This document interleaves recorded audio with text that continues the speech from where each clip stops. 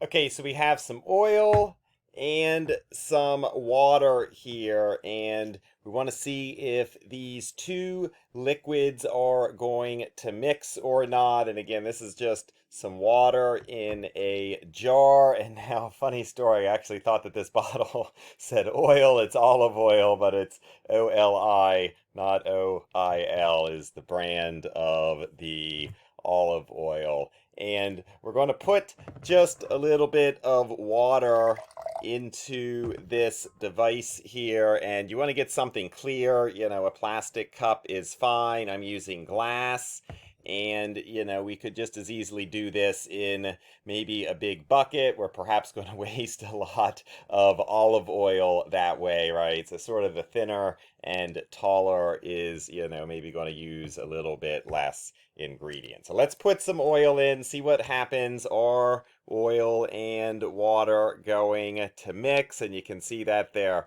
different colors because the water is clear, the oil is yellow, and now it's kind of going down to the bottom as I pour it in. It's got a little speed as it pours in, but you can see here pretty quickly that we have layered up. There is a layer of olive oil on top because it's lighter. There's some water on the bottom, and I actually see there was a little bit of a drop of oil that was a little bit stuck at the bottom. It was sort of found a way to stuck to the bottom, but as I shake it loose, we see that the oil is generally going to float up because it's less dense. The water is more dense. It goes to the bottom, and we have the classic example here of a heterogeneous mixture, two liquid layers. Now, I want to say a couple things because a lot of times in chemistry, we care about the ratio, the proportion, the relative amounts of the chemicals. That's an important thing often,